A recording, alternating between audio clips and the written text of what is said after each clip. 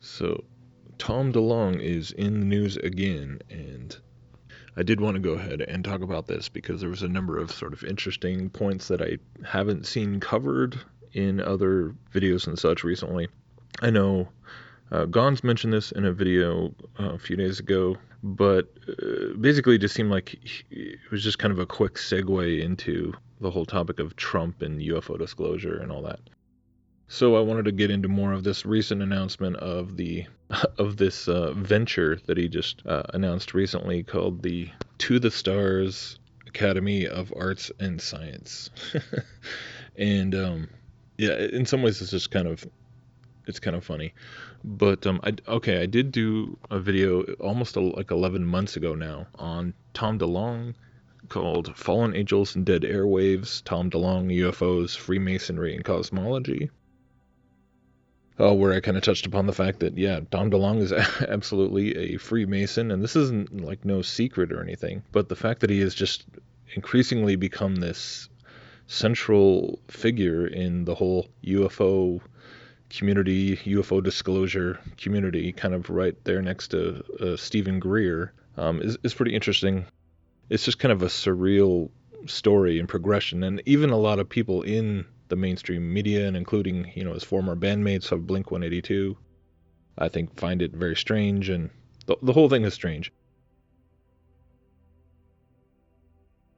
And there's even a lot of kind of tension within the UFO community, and some people who think, including Greer, I think Greer thinks that he's more or less a tool, or just, using the whole disclosure thing for sort of capitalist gains. Which I think is, in some ways there's a lot of evidence for that. Of course, Greer himself is the whole point is that they're all tools of this disclosure narrative, and that's what it is. It's a narrative. And that's really the whole reason I want to talk about it, is because the disclosure narrative is increasingly being packaged with and sort of interwoven with all these other narratives, and they're new age spiritual narratives, and that's really the whole point of talking about it and trying to expose it in any detail. But speaking of commercial ventures and the whole idea of this recent announcement just being part of an ongoing commercial entrepreneurial scheme, it's interesting because I found this video by UFO seekers called Tom DeLonge Opens UFO Investigation Company ? To the Stars Academy, and they actually did a lot of good homework and basically show that all this really is just a corporate restructure of an entity that he started, I think, back in 2002, called just To the Stars, ... And so it's just a restructuring where they've moved stuff around and created a parent company and just basically shifted things in order to kind of do this new launch, and it's open up to private investors, so they don't have to get like angel investors or professional investors, like anybody. It's basically like a Kickstarter and so I'll leave a link for this video because they basically break it all down and show you that, yeah, it really is just a money-making scheme. But the only real change to the whole situation now is that he has this team of, all these former government officials, and this is what, not surprisingly, a lot of people find, really odd and fishy. And of course, the fact that he is a Freemason only serves to raise question marks as to, how did he really get a foot in the door with all these people and get FaceTime and everything. And of course, back he's been actually kind of hinting about having all these contacts for however many months now. And then when the WikiLeaks story broke with Podesta and all that, it actually served to, quote unquote, validate a lot of his claims. Like, people thought he was kind of just exaggerating or making stuff up or whatever for a while. But then coincidentally, those WikiLeaks emails with all the disclosure stuff. That was why people were even mainly looking into it to begin with, and then all the Pizzagate stuff came out. But of course, Bethesda's, still running free, and all the rest of them. So maybe that was an accidental. I don't think anything's accidental, to be honest with you. I think it's just, like I said, it's just all one big narrative. But the Tom DeLonge portion of the narrative is really interesting. So, okay, he's the president and CEO, Tom DeLonge, and then Jim Semivan is the vice president of operations, and he's from the CIA. So right there, I'm sure if he was disclosing things that the government really didn't want him to know, I mean, good grief. You think you'd... I mean, like, how can anybody take this seriously? Oh yeah, he's gonna expose anything the government doesn't want you to know. The whole thing is just slow, and that's the whole thing. It's like whether or not he's just capitalizing on the idea and titillating and teasing the idea of disclosure slowly just to try and capitalize it and market it and come up with a bunch of products. I mean, that's the whole thing, is that ultimately what this company is, this restructured company, just like the previous company, it's just a media company, really, except now they're adding all the elements of the science and R&D, and I think a lot of people are puzzled just trying to figure out like how serious they are about that, or like if it's just all delusions of grandeur. But then you have all these guys, so Dr. Hal Puthoff has patents issued in the laser communications and energy fields, did research at GE, Stanford University. Steve Justice, Aerospace Division Director. Luis Elizondo from the U.S. Army and Department of Defense. Chris Mellon, who was in the federal government with the Clinton and Bush administrations. This is interesting too, because then you got guys like Dr. Gary Nolan, Genetics Technologies Consultant. Dr. Paul Rapp, Brain Function and Consciousness Consultant. Dr. Norm Kahn, National Security and Program Management Consultant. So he had a 30-year career with the CIA, Biological Weapons Program. Dr. Colm Kelleher, Biotech Consultant. He's a biochemist. Dr. Adele Gilpin, biomedical research. And so, don't you think these are some odd figures to be associated with just something that's supposedly all about UFOs? But the interesting thing too is that, UFOs almost seems like they're phasing that term out in favor of the term UAPs. And if people who are really into the UFO disclosure thing, probably this is old news, but I definitely think that there's probably some reason for that. Because UFOs is a pretty generic term already as it is. It's just an unidentified flying object, right? So why the people who are crafting the narrative feel compelled to actually expand it beyond just the description of an actual object into a phenomenon is, makes you kind of wonder. There's got to be some reason for that. So anyways, UAPs is kind of the new broader term rather than UFO. But okay, so this To the Stars Academy of Arts and Science. I love how they call it an academy. But it's broken into 3 divisions: science, aerospace, and entertainment, even though the whole thing is basically an entertainment company. Really, but then you have all these people. Supposedly they're raising money because they're going to have a lab and do research, but really it's just all, if they really do use these guys to supposedly disclose things, then obviously we're just talking about things that have already been around for a long time, and it's just a way of, it's the controlled, it's just possibly just a controlled release mechanism. But that's why I wanted to talk about this, because okay, like right here in the mix with UAPs, okay, on the science side we have consciousness, engineering space-time, brain-computer interface, telepathy, and an analysis center for UAPs, which is what they call unidentified aerial phenomena rather than UFOs. Then in the aerospace, electrogravitic propulsion and beamed energy launch systems.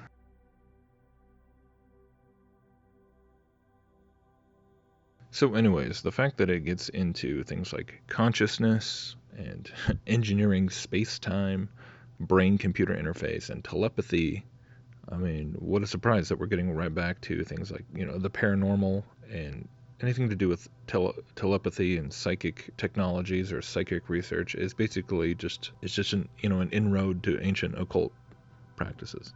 Telepathy is just, you're talking about mediumship. It's occult. Space-time, engineering space-time, and consciousness both relate to the whole quantum mysticism topic. Brain-computer interface, obviously we're talking about transhumanism again, the technological singularity, that whole narrative. So it's like, wow, they're all being infused into the UFO narrative, which I think is the whole point, right? So whether this is just, and on the one hand you want to go, okay, this looks like just Tom DeLonge trying to milk this whole topic to try and re-inject some capital and re-inject some life into what is essentially a failing media company, because it's been losing money. But at the same time, you've got all these people that are jumping on board that are absolutely credentialed and coming from the CIA and the DoD and from all these biotech areas, So obviously there's something going on there, and that's kind of what is supposedly going to give this new life and new basis for being taken seriously. But as usual, the thing that I want to bring it back to is the spiritual component and the spiritual message behind it all, which is what I largely was getting into in my previous video, talking about just his whole band, Angels and Airwaves, and his Freemasonic.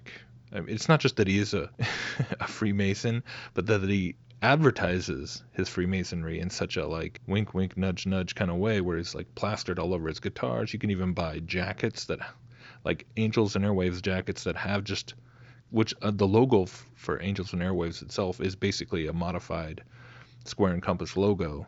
But then there's even jackets that it's just the straight up plain old Masonic square and compass with the G. It's not even modified. And so it's like you're trying to sell Freemasonry to the younger generation and make it cool. Who knows how successful they're really being at that, but that does seem to be like what they're trying to do. And hopefully that should make people like wonder, like, what the heck does Freemasonry have to do with UFOs? Like, why would he?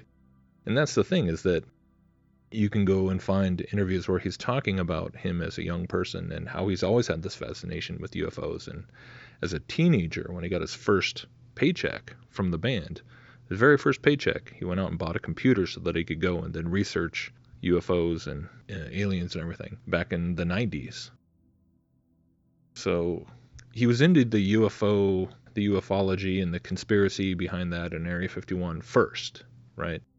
That was his first, and he talks about how he was just fascinated with the mysteries. He was the mystery of it all, and that's what the UFO is. It's its own brand of a mystery school, a mystery topic that pulls you in, and eventually, if you go far enough, you end up getting into all the paranormal and the consciousness, the ESP and the telepathy and all of that stuff, the paranormal stuff that then just bleeds itself into the metaphysical and the esoteric and the occultism. And so to the point where then he's actually getting, the UFO stuff, the point is that the UFO obsession came first and the Freemasonry came after. The former led to the latter.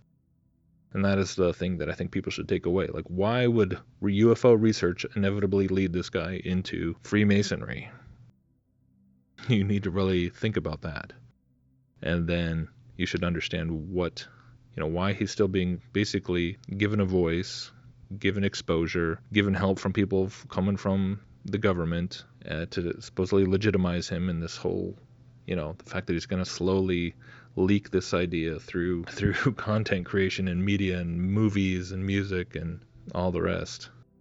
I mean, come on, it should be pretty obvious that what they're trying to disclose is nothing less than just the old agenda from theosophy of the externalization of the hierarchy. It's been around for a long time, this whole plan.